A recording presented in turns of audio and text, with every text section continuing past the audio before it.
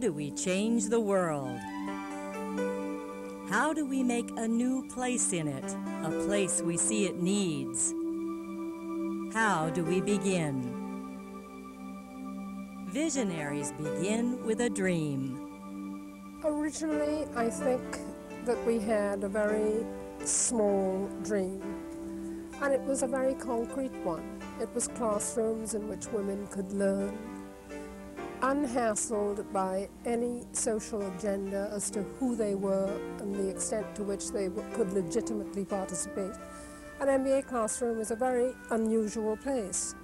Everybody in there is competing to be heard, competing to say things that sound important to the professor. One of the reasons why I wanted to come to the Simmons GSM was because I had an undergraduate experience at Harvard, being in a section where I wasn't called upon. And so I knew what it was like to be in that kind of an environment.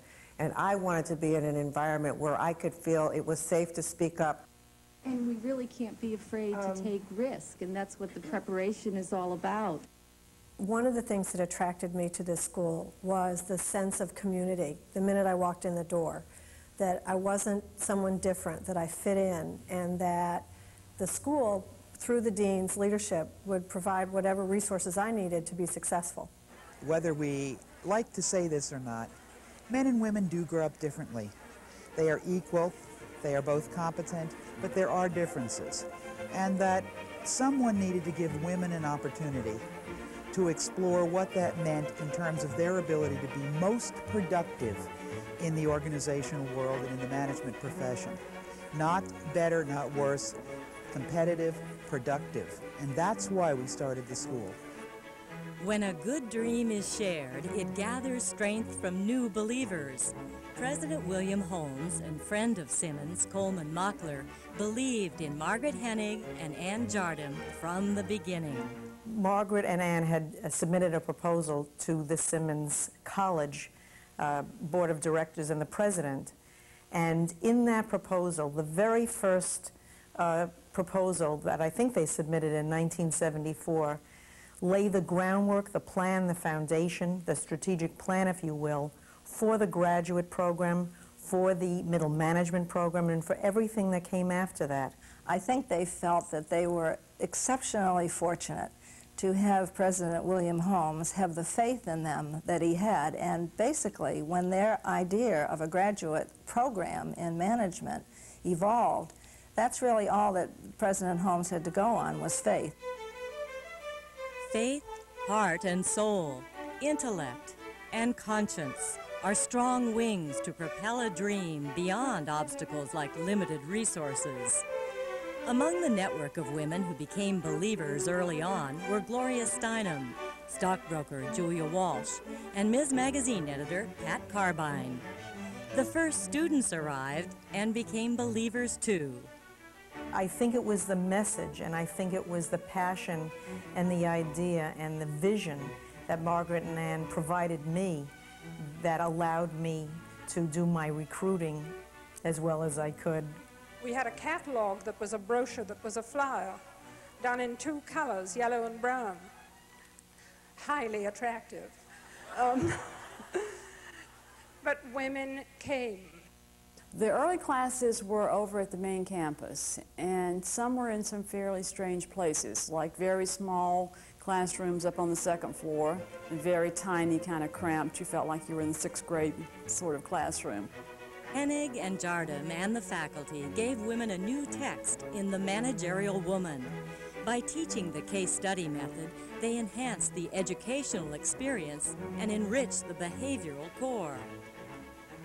When I decided to come to this program, I think that what helped me was to know of the academic excellence that Ann and Margaret brought because they had been to Harvard Business School and were well known. But I really didn't get the flavor for that special thing that they bring until I took the behavioral courses. The M&B courses have really given me a way to look and a structure to look at the workplace and to really see the dynamics of what goes on there, not to over-personalize it, but just to take that structure and be able to view scenarios and situations in such a way that I can really work with them. And I never had that before. Hennig and Jardim opened breathtaking new vistas for women. They challenged each and every student to believe in herself. The manner in which they shared their insight and knowledge remains the true measure of their legacy. They were wonderful to me. I was with them and shared with them in the early years some wonderful, funny times. As I mentioned, they've changed my life, and I love them. And I really want to thank you, Margaret and Ann, for making this possible for me, for taking me from the last generation through this new generation, for teaching me, for letting me have a career. I want to thank Ann and Margaret for creating a difference in my life. I always say that my life is before and after Simmons. Even though I've worked for Bank of Boston now almost 30 years, my biggest successes have come after I got my degree from this school. I've been strengthened by the wisdom of the deans. I think that's what's really touched me, and their ability to envision the future, whether it was 20 years ago or even today. They're still envisioning the future of what needs to take place in the workplace in regards to women. Ann and Margaret changed my life by creating this institution and allowing me to be a part of it. And I don't think there's anything more that I could say except just thank you for being able to have that opportunity. To each of them, in her own special way, there has been something that has come to me that would not have happened without their presence otherwise. To Ann, perhaps it was her great ability, is her great ability to think, to analyze, to be a friend, to see to the core of things. And to Margaret, most particularly, she is as though she's my family. And I know I can count on Margaret, and I believe she knows she can always count on me.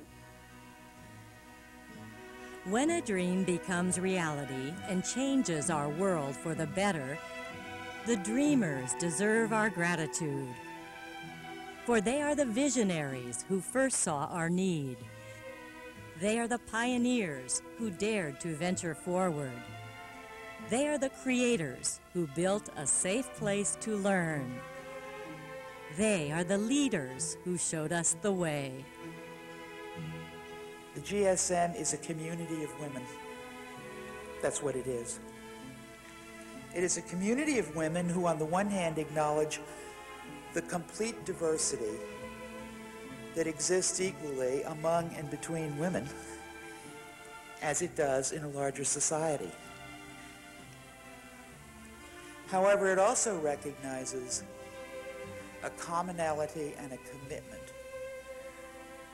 most particularly of life experience, that brings us into mid-adulthood with a whole variety of both strengths and powers and also needs. It is a community of women that says, for whatever hasn't been, we as a community of women will help you, each of you, get what you need.